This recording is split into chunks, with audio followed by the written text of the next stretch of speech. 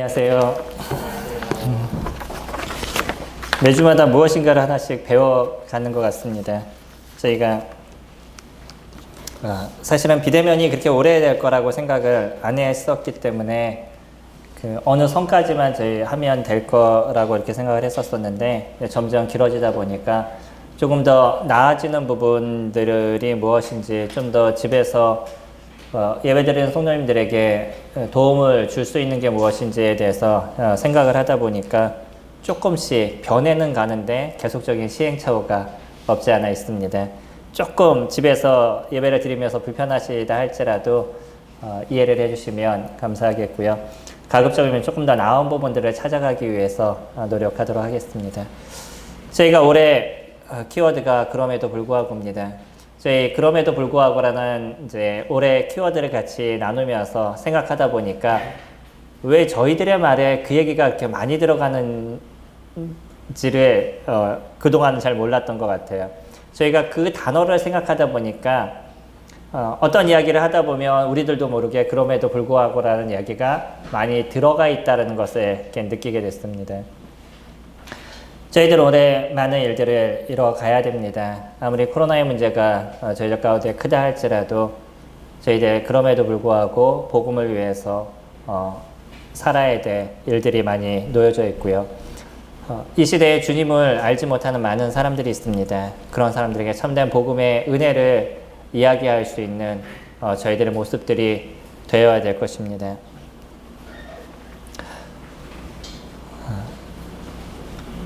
이번 주 저희가 같이 나누게 될 주제가 유사품의 함정이라는 주제를 같이 나누기로 원합니다. 유사품이라고 얘기를 하면요, 비슷한 것이죠. 어떤 부분에 있어서 유사품은 도움이 되는 경우들도 없지 않아 있습니다. 단순한 물건이나 이런 거는 남의 것과 조금 비슷하다 그래서 혹시 그런 것을 저희들이 갖고 있는다 그래서 큰 문제가 되지 않을 부분들이 있겠죠. 간단하게 얘기해서 어떤 옷에 대한 것을 얘기를 한다 그러면 명품보다 조금 안 좋지만 똑같은 비슷한 걸 갖고 있으면 그것이 이렇게 큰 문제가 되지는 않을 수도 있습니다. 그러나 이 유사품에 대한 부분은 그게 만약에 어떤 기계 안에 들어가는 물건이나 이렇게 된다라고 얘기하면 이거는 조금 생각해야 될 부분들이 없지 않아 있죠. 유사품은 어떤 면에서는 정품으로 가고 있는 또 길인지도 모르겠습니다. 소위 얘기하고 있는 그 모방은 창조의 어머니다라고 얘기하는 것처럼 다른 것을 모방하면서 새로운 것을 창조해 나갈 수 있는 일들이 많이 있죠.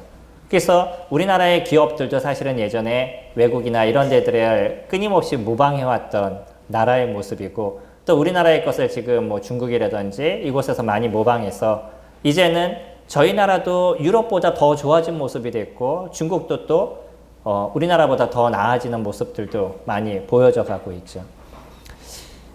모방이라는 것은 때로는 저희들에게 많은 유익을 줄 때가 있습니다. 저희가 설교를 준비하는 형제들의 모습도 사실은 시작하면서부터 설교를 잘하는 그런 형제들이 어디 있겠어요. 무엇부터 시작이 되냐면 다른 분들, 잘하시는 분들의 설교를 좀 모방하고 또 그분의 어떤 그 테크닉을 조금 모방하고 이러한 그 모방을 이뤄가면서 나만의 것이 만들어져 가는 거죠. 저도 처음 설교를 시작하게 됐었을 때는 다른 잘하시는 분들의 그 설교를 그분들은 어떻게 전하시는지 또 어떤 패턴을 갖고 전하시는지 그런 것을 보고 그대로 모방해왔던 부분들이 없지 않아 있습니다. 근데 그런 많은 시간들이 흐르면서 지금의 저의 모습이 되었던 거죠. 아마 지금 같은 경우에는 저만의 독특한 그 설교 방식과 또 그 테크닉이 저에게 있습니다. 그래서 모방은 저희들에게 좋은 부분을 만들어주지만 그러나 조심해야 될 것은 모방이 모방으로 남게 되면 큰 문제가 발생하게 된다는 거예요. 모방은 무엇인가 새로운 것을 창조해 나가는 조금의 그 밑거름을 깔아주는 부분들을 이뤄가는 것이지 그것이 계속적으로 지속되어져 간다 그러면 그것은 큰 문제를 발생시킬 수도 있습니다. 말씀에서도 그런 부분들이 없지 않아 있죠. 사람들이 말씀을 모방하는 경우들이 있어요. 다시 얘기하면 주님의 말씀을 비슷하게 여기 비슷하게 받아들이는 경우죠. 조금 더 정확하게 말씀드리면 유사품이 되는 경우들이 있습니다. 우리는 그것을 어디서부터 볼 수 있냐면 사실 창세기에서부터 볼 수 있죠. 아담과 하와를 통해서 말씀을 유사하게 받아들이게 됐었을 때, 또 그것을 유사하게 적용하게 됐었을 때 어떤 문제가 발생했는지를 저희들은 정확하게 볼 수 있었습니다. 뱀이 하와를 꼬셨죠. 그리고 나서 하나님께서 하신 말씀을 살짝 돌려서 얘기를 했었는데 하와는 그것을 그대로 정품으로 받아들인 거죠. 그것이 하나님의 말씀으로 그가 받아들였던 거예요. 하나님께서 그렇게 얘기하셨다라고 자기 스스로가 생각을 했던 거죠. 결국은 이런 문제로 인해서 그가 하나님을 배반하게 되고 하나님 말씀보다 사단의 이야기를 더 귀하게 여기는 문제가 일어나게 됩니다. 이것이 인류 최초에 생겨난 죄에 대한 문제고 결국 그때부터 시작된 이 죄에 대한 문제는 모든 사람들 안에 이 죄가 얼마나 고통스럽고 이 죄가 얼마나 무서운지를 저희들이 알아가는 시간들을 가져가고 있는 거죠. 이게 유사품의 문제인 것입니다. 하나님의 말씀에서 무엇인가 살짝 틀려지게 됐었을 땐 그거는 조금의 다른 거야 라고 얘기하는 것이 아니라 그거는 완전히 다른 거야 라고 얘기하게 된다는 거예요. 우리가 말씀을 대할 때 조심해야 될 부분들이 그런 것입니다. 그냥 말씀에서 조금 틀려 라고 얘기하는 것은 그거는 완전히 틀린 것이라는 거예요. 내가 말씀을 조금 잘못 적용했어 라고 얘기하는 것은 완전히 잘못 적용하게 된 것이죠. 그렇기 때문에 유사품은 우리에게 있어서 큰 문제를 발생시킬 수가 있습니다. 우리는 이런 부분들을 오늘 살펴보기를 원합니다. 원래 하나님께서 저희들에게 주신 말씀에 그 조금의 다른 것이 어떤 문제를 발생하게 되는지, 그것이 왜 문제인지에 대해서 저희가 생각해 보게 될 것인데, 먼저는 하나님께서 저희들에게 주신 말씀이 왜 중요한지를 느끼는 시간들을 가지게 될 겁니다. 제가 성경을 읽는 부분이 얼마 전에 레위기를 이제 지나갔습니다. 레위기를 쭉 지나가면서 레위기를 저희들에게 주신 그 이유에 대한 부분들을 더 많이 이제 생각하게 됐었는데, 레위기 읽으실 때 어떠셔요? 사람들이 성경 통독 시작하고 그만두는 곳이 대부분 레위기입니다. 레위기를 딱 접어들게 되면 첫 장, 두 장, 몇 장 읽다가 그 다음부터는 이제 수답하는 경우가 적지 않게 많아요. 왜 그러죠? 그 레위기의 말씀이 지금의 우리하고는 우리가 적용하기에는 조금 어렵다는 생각을 저희들이 많이 갖기 때문인 거죠. 이스라엘 백성들에게 주었던 메시지의 중심으로 보여지고 그게 어떤 실질적인 행위를 저희가 지금 받아들이기에는 좀 다르다라고 생각하기 때문에 저희가 레위기를 볼 때마다 좀 어렵다는 생각을 갖게 되고요. 뭐 성막에 대해서 얘기할 때 식양이 어떻고 또 그들이 진영 안에 있었을 때는 어떻게 해야 되고 뭐 끊임없이 그런 얘기가 나오다 보니까 우리에게 있어서는 조금 힘들게 느껴지는 게 레위기의 모습인 거죠. 근데 레위기를 쭉 들으면서 왜 하나님께서 저희들에게 그것을 주셨냐라는 부분을 우리가 놓치지 말아야 될 그 첫 번째는 원래 레위기의 중심은 거룩입니다. 그 한 단어로 얘기한다 그러면, 소재로 얘기한다 그러면 레위기는 거룩이에요. 그러니까 이스라엘 백성들이 거룩한 삶을 살아야 되는 것에 대해서 얘기를 했고요. 그 거룩을 이뤄가는 데 있어서 중심은 무엇이겠어요? 우리가 하나님 말씀에 순종하고 있느냐, 그것을 이야기하고 있습니다. 그러니까 레위기는요, 우리가 주님이 주신 말씀에 대해서 어떻게 순종해 나갈 것이냐, 그 순종해 나가는 삶이 우리들의 삶의 거룩으로 만들어져 나가는 거죠. 그러면서 그들에게 있어서 어떤 제약들을 계속적으로 얘기하시고 그 어떤 법에 대한 것을 끊임없이 얘기를 하시는데 그 법이 결국은 이스라엘 사람들이 100% 그것을 지킨다, 너희들이 그것을 100% 지켜야 된다 라고 얘기하시는 것보다 그 이야기에 대해서 얼마만큼 그것을 따르려고 그들의 마음 가운데 갖고 있느냐, 더 정확하게 얘기하면 얼마만큼 그들이 그 하나님의 말씀을 말씀으로 인정하고 그 말씀을 이루려는 그 마음의 중심을 그들이 갖고 있느냐, 그것을 얘기하시는 거죠. 그래서 그렇게 하나님의 말씀을 따르기를 원하는 자들에게 하나님께서 은혜를 내리시고 축복을 내리시는 많은 일들이 있어 왔었고요. 그러나 그 하나님의 말씀을 소홀히 여겼던 사람들에게 어떠한 고통과 아픔의 문제가 있었는지를 저희들이 볼 수 있죠. 아론의 자녀들에게 이야기하기를 성막에 들어가서 드려야 될 불이 있습니다. 그거는 자기네 마음대로 아무거나 드릴 수 있는 것이 아니었어요. 근데 하나님께서 지정하지 않은 그 불을 그 자녀들이 드림으로 인해서 향로에서 불이 나와서 그 자녀들이 죽음을 당하는 모습을 저희들이 볼 수 있죠. 아주 작은 거지만 우리는 뭐 그 정도 갖고 얘기해 라고 얘기하지만 이스라엘이라는 그 나라 안에서 하나님의 법을 따르는 그들의 삶은 특히 그들 속에서도 제사장들의 모습은 조금의 문제에서 어떠한 문제가 틀어졌느냐, 얼마만큼 하나님의 말씀을 잘못 알아들였고 그들의 말씀을 소홀히 여기느냐가 어떠한 그들의 고통과 아픔의 문제가 나타나는지를 정확하게 보여주는 거예요. 그건 저희들에게 알려주는 겁니다. 우리는 만인 제사장직을 얘기합니다. 그러면서 우리는 모두 하나님을 직접적으로 만날 수 있고 우리는 모두 하나님 앞에 직접적으로 나갈 수 있는 형제와 자매인 것을 얘기를 하죠. 그래서 구약을 얘기할 때는 우리가 그냥 이스라엘 백성 정도의 문제가 아니라 제사장과 같은 역할을 담당하고 있습니다라는 얘기를 저희들이 자주 하게 되죠. 그게 만인 제사장직을 이야기하는 거죠. 이 만인 제사장직은 뭐 모든 사람이 설교를 할 수 있어요 라고 얘기하는 그런 것이 아니라 우리가 하나님 앞에 모든 사람들이 직접적으로 나갈 수 있다는 걸 얘기하는 거예요. 그러면 이스라엘 사람들이 하나님 앞에 직접적으로 나갈 때 어떠한 일을 이뤘었죠? 성막에 들어가기 전에 손과 발을 닦아야 됐고요. 몸을 정결하게 해야 됐었고요. 그리고 하나님께서 지정하신 그 모든 것을 지키고 성막에 들어가야 했던 거예요. 그러지 않았으면 죽음을 당했습니다. 아까 얘기했던 아론의 자녀들도 하나님께서 명하지 않은 불을 들임으로써 거기서 죽음을 당했던 거죠. 얼마만큼 그들이 거룩해야 됐다는 거예요. 얼마만큼 그들이 하나님을 철저하게 지키는 일들을 이뤄가야만 했다는 거죠. 저희가 그것을 보면서 우리들의 지금의 삶에서 주님의 말씀을 소중히 여기고 그래서 그 말씀 하나하나를 바르게 보고 바르게 따라가기를 원하는 마음들을 저희들이 가져야 될 필요가 분명히 있는 거죠. 이게 레위기가 저희들에게 주는 그 귀한 일입니다. 저희 오늘 잠깐 살펴보기를 원하는 것은 레위기 15장 말씀입니다. 아마 레위기 15장 말씀은 저희가 한 번도 살펴보지 못한 말씀이었을 것이고요. 그리고 앞으로도 쉽게 볼 수 없는 말씀 중에 하나가 레위기 15장이 되지 않을까라는 생각이 듭니다. 레위기 15장에 대한 말씀은 1절부터 12절까지 저희가 다 읽어보면 좋겠지만 1절 말씀 보시면 15장 1절 말씀 보시면 여호와께서 모세와 아론에게 말씀하여 이르시되 이스라엘 자손에게 말하여 이르라. 누구든지 그의 몸에 유출병이 있으면 그 유출병으로 말미암아 부정한 자라.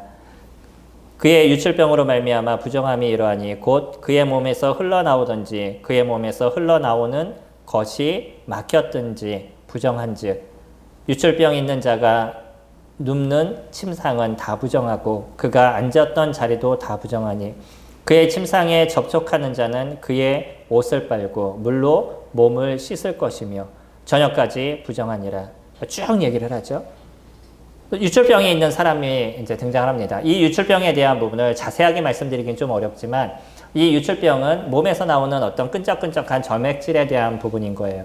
그게 안 좋은 바이러스인데 이 바이러스나 아니면 세균에 감염된 그 사람을 이야기를 합니다. 그 바이러스와 세균에 감염이 됐었어요.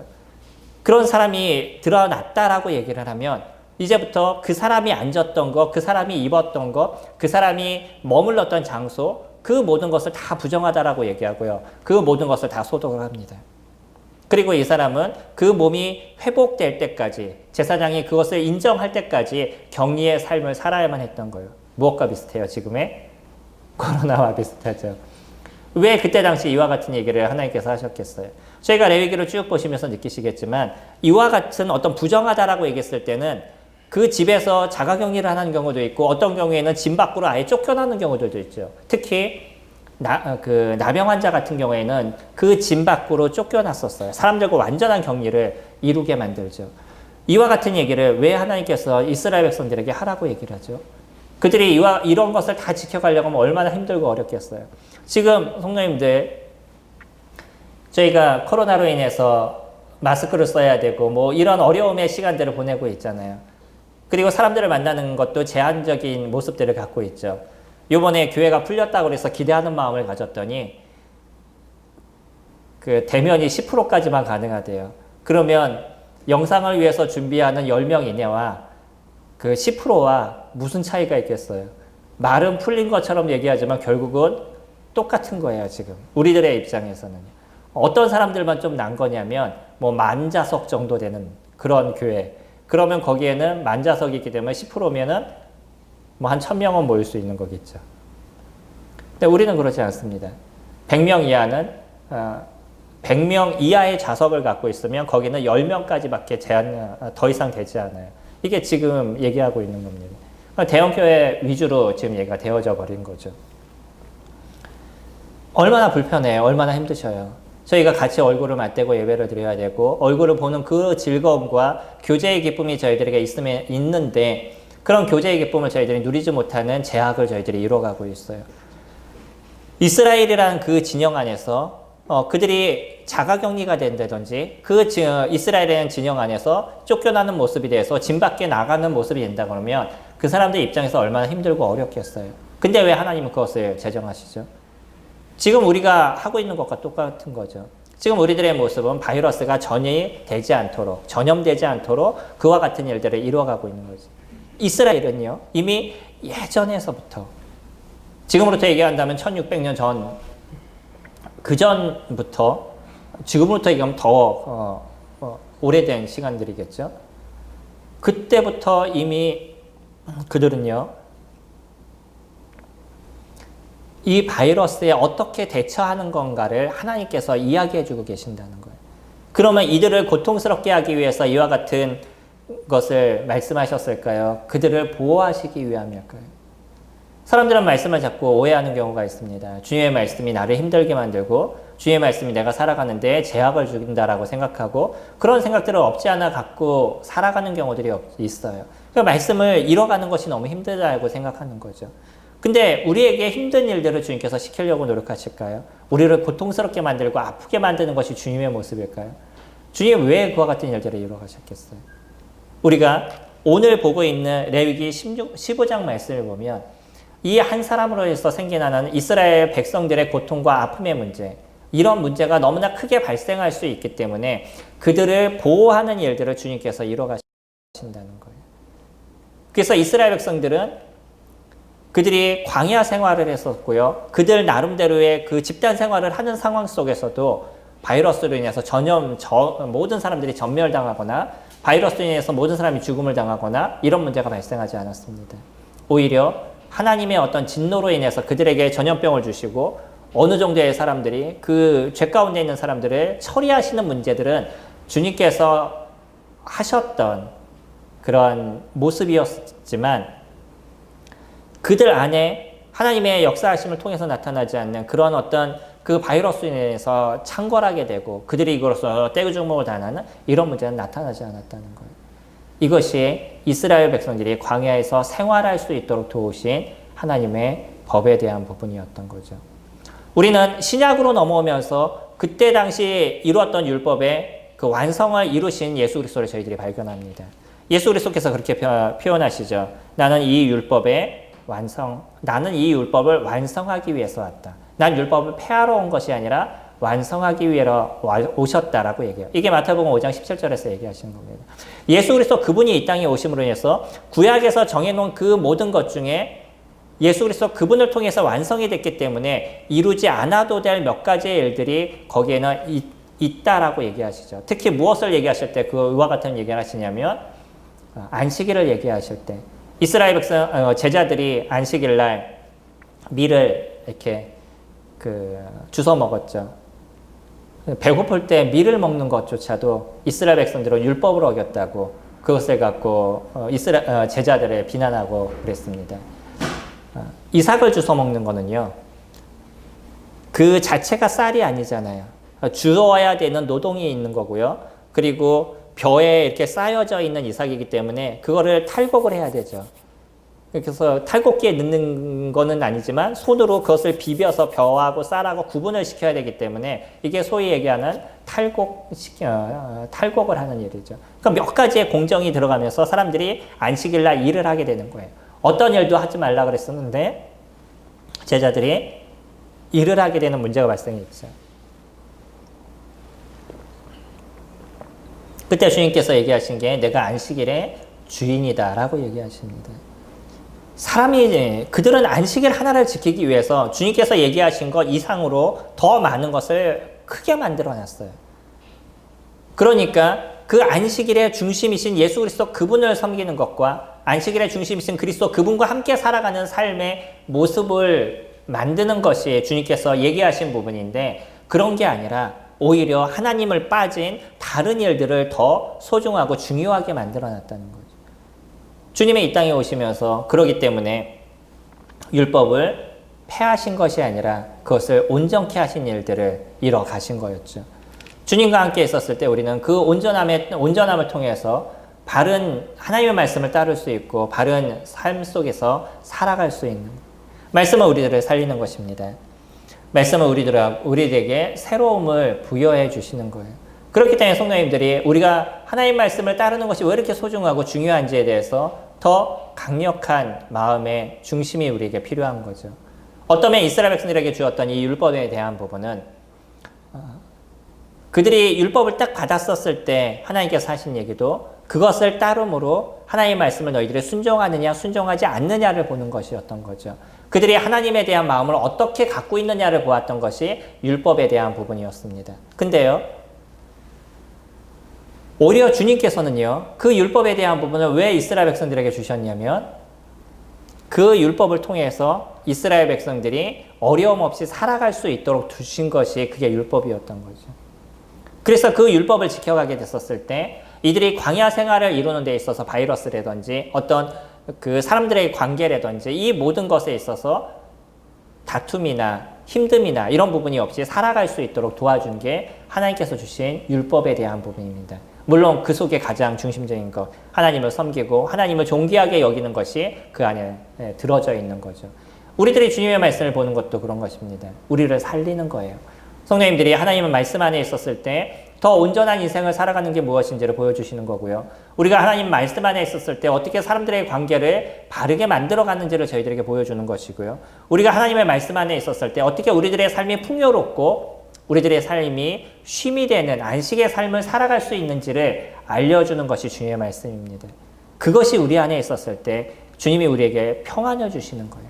평안을 너희에게 주노니 내가 주는 평안은 세상이 주는 것과 같지 않다라고 얘기하시는 그 예수 그리스도가 제자들을 향해서 말씀하시는 그거는 그들이 갖고 있는 세상에서의 때로는 환난과 고통과 어려움의 문제가 있다 할지라도 그것이 주님이 주시는 이 평안과 대체할 수 없다라는 것을 주님께서는 얘기하셨던 거죠.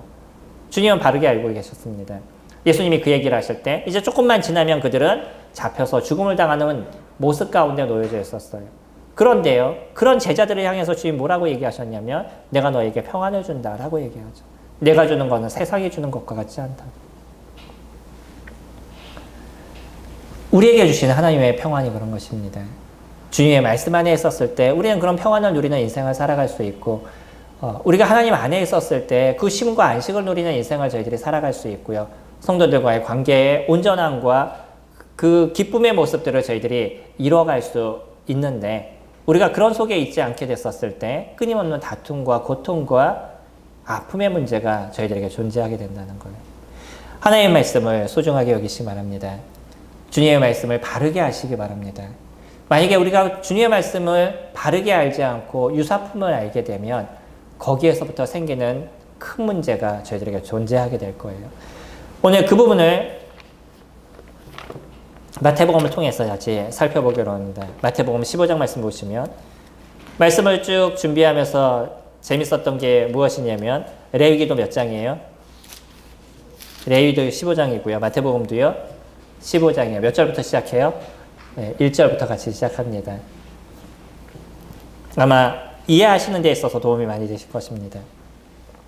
마태복음 15장 1절 말씀 보시면 그때 바리새인과 서기관들이 예루살렘으로부터 예수께 나와 이르되 당신의 제자들이 어찌하여 장로들의 전통을 범하나이까 떡 먹을 때 손을 씻지 아니하나이다. 제자들이요 밥을 먹는데 손을 씻지 않아요. 옳은 거예요, 옳지 않은 거예요? 성도님들은 밥 먹을 때 손 씻으세요, 안 씻으세요? 저희도 손 씻죠, 식사했을 때. 네. 근데 우리나라 같은 경우는 사실은 밥 먹을 때 손을 씻지 않으면 아유 지저분해 하고 얘기는 하지만 그걸 갖고 뭐 비난을 하거나 잡혀가거나 죽음을 당하거나 뭐 이런 문제가 우리 가운데 있지 않죠. 근데 이스라엘 사람들은요 이것을 정확하게 지켜야만 했다는 거예요. 제자들이 근데 그것을 지키지 않았어요. 특히 누구의 제자가? 당시에 그 영적인 것을 가르친다는 그런 예수 그리스도라는 그분의 제자들이 오히려 장로들에게 얘기했던 그 오랜 전통에 대한 부분들, 손을 씻는 부분들, 이것을 이루어오지 않았다는 거예요. 그러니 바리새인들의 입장에서 얼마나 그것이 좋은 타켓이 됐겠어요. 얘기할 만한 거리가 얼마나 됐겠어요. 예수 그리스도 그분이 잘못된 것을 잘못됐다는 걸 얘기하는 데 있어서 얼마나 큰 도움이 됐겠어요. 그러니까 그들이 와서 그 제자들이 했던 행동에 대해서 예수님께 얘기를 합니다. 그러면서 예수님께서 자기의 어떤 잘못, 내가 제자들을 제대로 가르치지 않은 것에 대한 어떤 일이 잘못에 대해서 스스로가 고백하게 만들고 내가 잘못했다는 이야기를 듣기를 원했어요. 근데 예수님은 오히려 다른 이야기를 하십니다. 뭐라고 얘기하시냐면 3절에 대답하여 이르시되 너희는 어찌하여 너희의 전통으로 하나님의 계명을 범하느냐라고 얘기를 해요. 그럼 선생님들 한번 이제 고민하셔야 될 것이 있습니다. 구약의 레위기 아니면 출애굽기, 민수기까지죠. 율법에 대한 얘기가 출애굽기 11장부터 시작이 돼서 그 이전에도 좀 등장하지만 출애굽기, 레위기, 민수기까지 이어집니다. 거기에 하나님의 율법에 대한 얘기가 쭉 나와요. 그 중에서 우리가 잘 알고 있는 십계명이 이 율법의 가장 핵심이 되는 엑기스라고 얘기를 하죠. 하지만 율법은 그 오랜 장을 통해서 쭉 흘러가고 있습니다. 거기에서 밥 먹을 때 손을 씻어야 된다라는 율법이 있는 게 맞는 건가요? 틀린 건가요? 찍지 마시고요. 생각해 보세요. 어디서 보셨어요? 있는 거예요? 없는 거예요? 제일 중요한 게 있습니다. 내가 있는 건지 없는 건지 모르면 이건 문제가 있으신 거죠.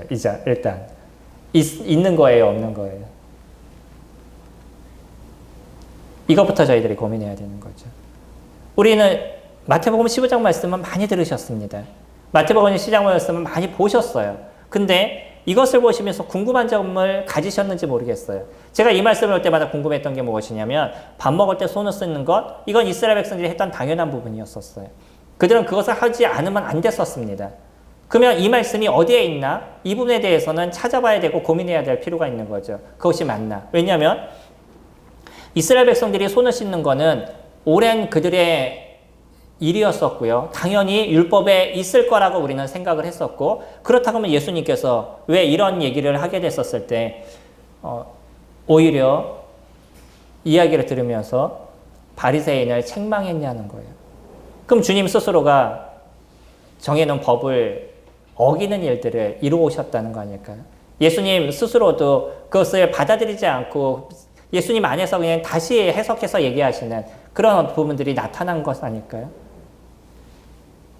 주님은요, 8절에서 이렇게까지 얘기하십니다. 이 백성이 입술로는 나를 공경하되 마음은 내게서 멀도다. 사람의 계명으로 교훈을 삼아 가르치니 나를 헛되이 경배하는도다. 만약에요, 손을 씻는 것이 이스라엘 백성들에게 얘기했던 그런 하나님의 법이라고 그러면 예수 그리스도께서 이렇게 얘기하시는 건 무엇인가 우리가 생각하기 어려운 부분들이 있는 거죠. 이스라엘 백성들은요, 그들의 손 씻는 문화는 많은 것에 있어서 도움이 되었습니다. 광야 생활을 하는 데 있어서 밥을 먹을 때 손을 씻지 않는다. 어떨까요? 세균이 쉽게 감염될 수 있는 부분들이 있어요. 또 이스라엘 백성들은요, 페스트가 창궐했던 흑사병이죠. 흑사병이 창궐했던 그런 당시에서도 그들만이 살아남았다는 역사적인 기록이 있습니다. 이스라엘 사람들이 대단하다라고 느끼는 여러 가지 일들 중에 나오는 하나의 굵직한 얘기가 뭐냐면 이스라엘 백성들이 이 흑사병이 유행해서 전 세계 3분의 1이 죽었어요. 얼마나 큰 병인지 알죠? 지금의 코로나는 비할 것이 되지 않습니다. 지금은 많이 감염이 됐지만 죽는 사람이 그렇게까지 많지는 않아요. 근데 당시에 죽은 사람이 3분의 1입니다. 전 세계의 인구에. 근데 놀라운 것은 이스라엘 사람들은 죽음을 당하는 사람들이 그리 많지 않았다는 거예요. 왜 그러죠? 그럴 수 있었던 여러 가지 이유들에 대해서 얘기하지만 가장 큰 이유가 무엇이었냐면 그들은 그들의 몸 자체를 정결하게 했던 존재들이에요. 손을 씻고 밥을 먹고요. 그리고 잘못된 것을 만지지 않고요. 어떤 잘못된 그 사체를, 죽은 동물의 사체를 만지면 스스로가 부정하다고 여기기 때문에 자기를 다시 씻고 정결함의 예식을 이뤘던 것이 이스라엘 백성들의 모습입니다. 그렇기 때문에 그들에게 있어서는 이 흑사병이 그들을 많이 어렵게 하지 않았다는 거예요. 흑사병에 대한 얘기는요, 의사들이 하는 얘기를 보면 14세기에 유행했던 것인데, 뭐 스위스라든지 뭐 프랑스라든지 그 많은 나라들이, 이 유럽의 많은 나라들이 흑사병으로 엄청난 고통을 당했습니다. 이때의 모습이 그 징기스칸이 그 전 세계를 지배하는 그런 시점이었었어요. 그러면서 이들이 한 도시를 점령하게 될 때 어떤 그 병법을 그게 썼냐면, 뭔가 좀 이상한 그 시체를 그 성 안에다 이렇게 던져 놓는 거예요. 그 사람들은 그것이 무엇인지 잘 몰랐습니다. 그래서 시체를 던져 놓으니까 이들은 이 시체를 그냥 딴 곳에, 보이지 않는 곳에 이렇게 치웠던 거죠. 근데 이 시체가 어떤 시체였냐면 흑사병에 걸려 죽은 사람의 시체였던 거예요.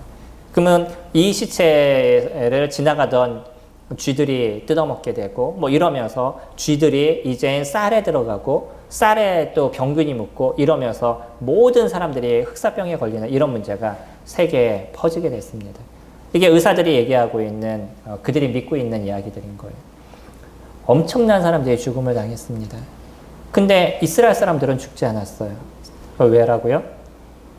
그들이 손을 씻었기 때문이에요. 밥을 먹을 때 손 씻는 문화가 아주 잘 이루어졌기 때문인 거죠. 그러면요, 우리가 여기서 또 고민하게 되죠. 당연히 그러면 구약의 손 씻는 문화가, 손 씻는 것은 하나님께서 정하신 율법이다. 우리가 그렇게 생각이 되죠.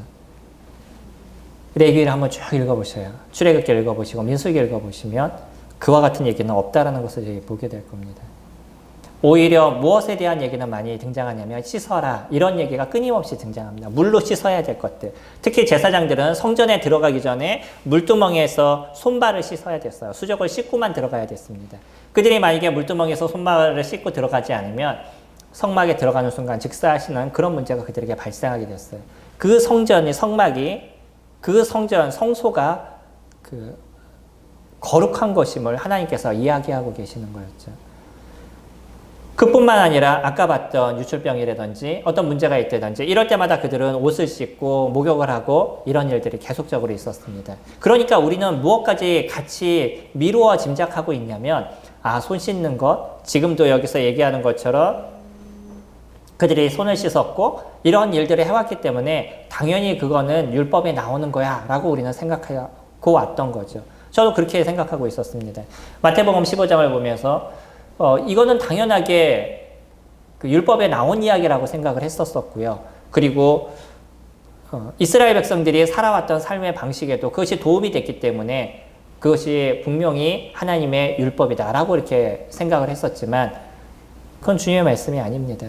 어디에서 이루어진 거냐면 하나님께서 얘기하신 그 정결의 예식에 대해서 랍비들은 그것을 자꾸 확장시켜버린 거예요. 아까 안식일에 대해서 얘기를 했죠.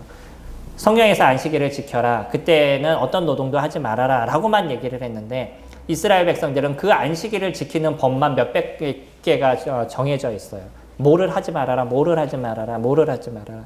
저번에도 말씀드린 거 기억하시나요? 이스라엘 사람들, 전통적인 그 이스라엘 사람들은 그 나라에 가면 엘리베이터가 두 개가 있는데 하나는 버튼이 있는 엘리베이터가 있고 하나는 버튼이 없는 엘리베이터가 있어요. 버튼이 없는 엘리베이터는 뭐냐면 층층마다 서요. 왜 그럴까요? 노동을 하지 말아야 되는데 엘리베이터에 가서 내가 3층을 가기 위해서 3층을 딱 눌렀다. 이것도 노동이 되는 거죠. 그러니까 그것을 없애기 위해서 열렸다가 층마다 쓰는 그런 엘리베이터가 있다라고 얘기합니다. 그만큼 철저하게 그들은 안식일을 지키는 거예요.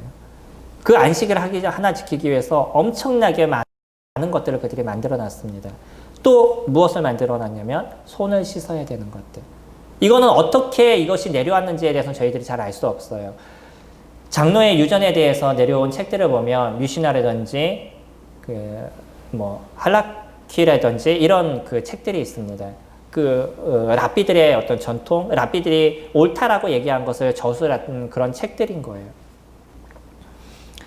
그런 전통이 구전을 통해서 그를 통해서 계속적으로 내려오면서 이들이 이제는 이것이 성문법이 되어져 버린 거죠. 당연히 지켜야 되는 것이 되어져 버렸는데 그 중에 하나가 무엇이었냐면 지금과 같은 것들. 손을 씻고 꼭 밥을 먹어야 되는 것. 이건 지키지 않으면 큰 문제가 있는 것처럼 그들은 얘기를 했습니다. 근데요, 더 정확한 것. 그들이 이 장로의 전통을 지키는 데 있어서 마음을 썼지만 하나님의 말씀을 지키는 데 있어서 마음을 쓰지 않는다는 거예요. 그 이후에는 부모를 공경해야 될 것에 대해서 얘기합니다. 부모를 공경해야 되는 것은 당연한 것이고 그러지 않으면 죽이기까지 해야 된다라고 얘기했는데 이들은요, 내가 갖고 있는 돈을 부모를 위해서 써야 돼요. 부모님을 위해서 써야 되는 돈이 있는데 그것이 너무 아까우니까 이것을 고르반이라고 얘기를 하면 이 물질을 하나님께 드린 것이 되기 때문에 부모를 위해서 쓰지 않아도 되는 것이에요. 법적으로 그것을 만들어 놨습니다. 왜냐하면 내가 갖고 있는 돈이 이걸 부모에게 드리기가 너무 어려운 거, 부모를 위해서 쓰기가 너무 싫은 거예요. 그러다 보니까 하나의 법을 만들어 놓고 그렇다면 그것을 하나님께 온전하게 쓰는 모습이 되면 좀 날 텐데 그렇게만 만들어 놓고 나중에 자기를 위해서 쓰는 이런 일들이 이스라엘 백성들 속에서 나타나겠던 거죠. 주님은 지금 그것을 얘기하고 있습니다. 5절에 보시면 너희가 이르되 누구든지 아버지에게나 어머니에게 말하기를 내가 드려 유익하게 할 것이니 하나님께 드림이 되었다고 하기만 하면 그 부모를 공경할 것이 없다 하여 너희의 전통으로 하나님의 말씀을 폐하는도다. 그들은 자기가 원하는 것, 자기네 물질의 어떤 그 문제가 되는 거는 그것을 법을 바꿔버리는 거죠. 율법을 바꿔버리는. 결국 이들에게 있어서 중심은 무엇이었겠어요? 하나님의 말씀을 따르는 거겠어요? 자기네 유익을 위한 것이었겠어요? 주님은 지금 그것을 책망하고 계시는 거예요. 하나님의 말씀이 살짝 문제가 생기게 됐을 때, 말씀을 살짝 틀어놓게 됐었을 때는 그게 온전한 말씀이 되어져 가지 않고 있다는 거예요. 자기네 나름대로 다른 해석을 해버리면 그것은 하나님의 말씀이 되어져 가는 것이 아니라 자기가 원하는 이야기가 되어져 가는 거죠. 우리가 조심해야 될 것이 그렇습니다. 이 유사품은요, 정품이 아니에요. 어떤 자동차는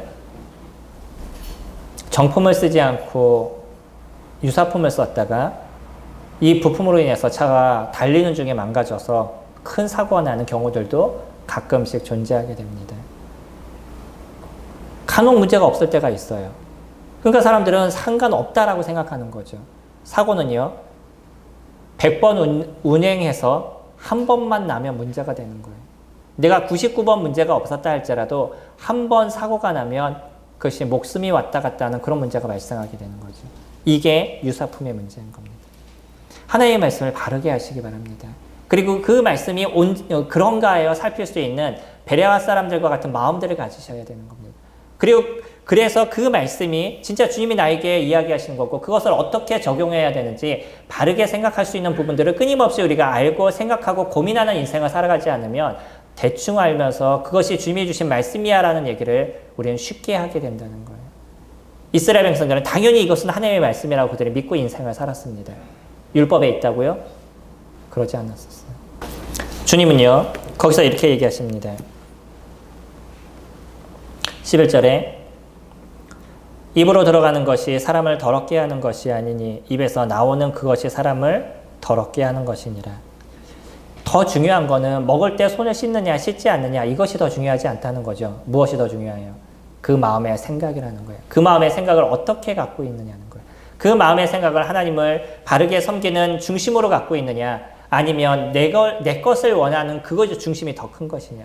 복음은요. 그래서 놀라운 것입니다. 복음은 너무나 단순하고 너무나 우리에게 쉽게 해주시는 은혜와 같은 것이에요. 근데 사람들은요, 이 복음을 잘못되게 받아들여서 자기 유익대로 받아들이게 되는 거죠. 그래, 나 예수님 믿어. 나 천국 가. 그것으로 끝나버리고 난 천국 가기 때문에 이제 여기서 내 마음대로 살아도 돼 라는 것을 자연스럽게 생각하면서 인생을 살아가요. 나중에 어떤 결과가 나타날지를 주님의 나라에 가면 보게 될 겁니다. 믿음은 그렇게 단순하고 은혜로 우리에게 주신 것이지만 그러나 그렇게 단순한 것이 아니에요. 그 믿음은 예수 그리스도 그분이 나에게 참 주님이신 것을 인정하는 것이고요. 그분이 나에게 진정한 하나님인 것을 내가 고백하기 때문에 예수 그리스도 그분을 위해서 살아가는 삶이 자연스럽게 만들어지는 것이 복음인 거예요. 이 복음은 주님께 고정되어 있는 인생을 살아갈 수밖에 없는 거죠. 많은 사람들이 그렇게 얘기합니다. 난 어릴 때부터 주님을 믿어서 그냥 이렇게 살아왔기 때문에 이렇게 살아가도 될 것처럼 생각을 합니다. 요즘에 2세대, 3세대 많은 사람들이 그렇게 살아가고 있어요. 많은 청년들이 있습니다. 이 많은 청년들이 있는데 그 많은 청년들 중에 진짜 주님을 위해서 살겠습니다라는 고백을 하는 청년들은 전국교회 10%도 되지 않아요. 1%도 되지 않아요. 왜 그럴까요? 그냥 어릴 때부터 알고 느끼고 그렇게 살아왔기 때문에 그게 참된 내 믿음이라고 착각하고 인생을 살아가고 있는 거죠. 성경은 진정한 믿음을 뭐라고 얘기하셔요? 부자를 이야기할 때 그렇게 얘기하십니다. 네가 갖고 있는 모든 물건을 모든 것을 다 팔아서 가난한 사람에게 주고 나를 쫓아라 라고 얘기하셔요. 그러면서 주님께서 그 부자가 근심하면서 가는 모습을 볼 때 제자들을 향해서 그런 얘기를 하시죠. 부자가 천국에 들어가는 것이 낙타가 바늘길을 통과하는 것보다 어렵다라고 얘기하죠. 그만큼 물질의 마음을 쓰고 있는 인생을 살아가는 사람들은 아무리 그가 율법을 철저하게 지켜서 어릴 때부터 나는 무엇을 지키고 무엇을 지키고 무엇을 지켰다라고 얘기하는 모습이 된다 할지라도 그 마음 가운데 진정한 믿음이 존재할 수가 없다는 거예요. 두 마음을 품은 인생을 살아가는 거죠. 하나는 물질에, 하나는 주님의. 두 마음을 푸는 거는 유사품인 거예요. 우리들의 마음의 중심은 예수 그리스도, 그분 안에서 놓여있는 인생을 살아가는 것입니다. 이 코로나의 시대에 우리는 이것이 정확하게 나눠지는 삶의 모습들을 보게 될 것이에요. 진정 예수 그리스도를 사랑하고 예수 그리스도 안에 있는 사람들은 그런 속에서도 어떻게 주님을 위해서 복음을 위해서 살아갈까를 고민하는 인생을 살아가는 것이고요. 그러지 않으면 점점 나태해지고 편안해지고 안식을 그냥 이곳에서 그냥 편하게 살기 위한 것이 더 강력해지는 모습들이 드러나게 될 것입니다. 계속적으로 기독교인들이 줄어들게 될 것이에요. 그리고 그 속에서 참된 믿음을 갖고 있는 사람들만 나타나게 될 것입니다. 우리는요, 이 유사품의 문제를 잘 생각해야 될 필요가 있습니다. 그리고 하나님의 말씀이 온전한지에 대해서 잘 생각해야 될 필요가 있는 것이에요. 복음의 말씀이 나를 구원하셨다고 하고 생각하시면 그 복음의 말씀이 나를 어떻게 구원했는지에 대해서 성경의 말씀을 갖고 고민하는 시간들을 가져가셔야 돼요. 거기에 대한 확증이 나에게 있으셔야 되는 거죠. 지난주에는 저희가 행위에 대한 이야기를 같이 나눴습니다. 야고보는 그렇게 얘기를 하죠. 행함이 없는 믿음은 죽음이답니다 라고 얘기를 합니다. 믿음은 무엇이 같이 드러나게 되어 있냐면 예수 그리스도를 향한 열정과 예수 그리스도를 향한 그 마음과 생각이 드러나게 되어 있는 거예요. 그것이 미비할 수도 있고 그것이 아주 크게 드러날 수도 있어서 보이기도 하고 보이지 않기도 하지만 분명한 것은 내 안에 예수 그리스도 그분이 있었을 때 그분을 향한 열정과 그분을 향한 믿음이 그분을 향한 마음이 우리들 안에서 계속적으로 자라가게 되어져 있는 거죠. 아까 말씀을 드렸던 패스트는요. 많은 사람들에게 고민하는 문제가 되었습니다. 하나님의 나라라고 얘기하는 당시의 모습들. 당시의 모든 유럽은 누구를 믿는 인생을 그들이 살았냐면 하나님을 믿는 인생을 그들이 살았었어요. 로마 카톨릭이 전 세계를 지배하는 그러한 모습이었었습니다. 근데 그런 하나님의 나라에 무엇이 창궐했냐면 전염병이 창궐하게 된 겁니다. 그리고 많은 사람들이 다 죽어갔습니다. 이제 이 문제를 어떻게 해결해야 되는지 사람들은 기독교를 부인하게 되고 기독교에 대해서 온전하지 않다라는 생각을 더 많이 갖게 되는 일들이 발생하게 된 거죠. 그러다 보니까 이제는 타켓이 필요했어요. 이 잘못된 문제가 어디에서 발생한 거냐, 누구 때문에 발생한 거냐, 그것을 얘기할 만한 그런 타켓이 필요해서 당시의 사람들이 그 타켓을 누구로 잡았냐면 유대인으로 잡았습니다. 왜요? 유대인들로 인해서 예수 그리스도께서 십자가에서 죽으셨잖아요. 그리고 또 지금의 전염병을 보니까 유대인들만 죽지 않잖아요. 그러니까 이 문제는 누가 발생시킨 거냐면 유대인이 발생시킨 거다. 이런 얘기가 많은 사람들에게 돌았습니다. 그리고 나서 유대인 사냥이 시작이 됐어요. 많은 유대인들이 죽음을 당했습니다. 그들이 손을 씻는 문제는 그들을 살리는 문제를 만들었어요. 근데 그것이 그들을 끝까지 살려주지 못했다는 거예요.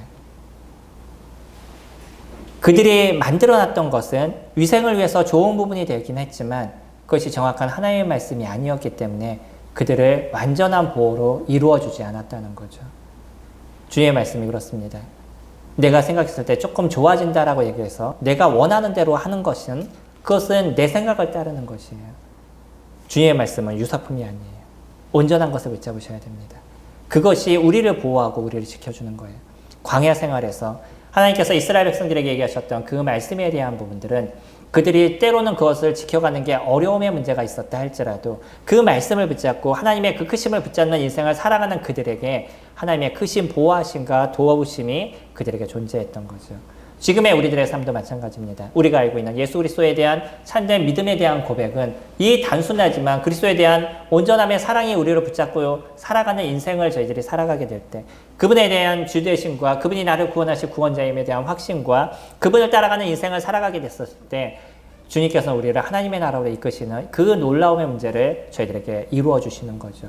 뿐만 아니라 이 땅을 살아가는 삶의 모습에 있어서도 주님이 그 말씀을 붙잡는 삶을 살아가는 자들을 보호하시고 지키심의 일들을 이루어 가십니다. 이게 정품과 유사품의 차이인 것이에요.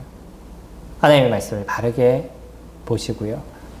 유사품이 아니라 정품을 보실 수 있는 진리의 하나님을 붙잡으실 수 있는 저와 성도님들이 되기를 소망합니다.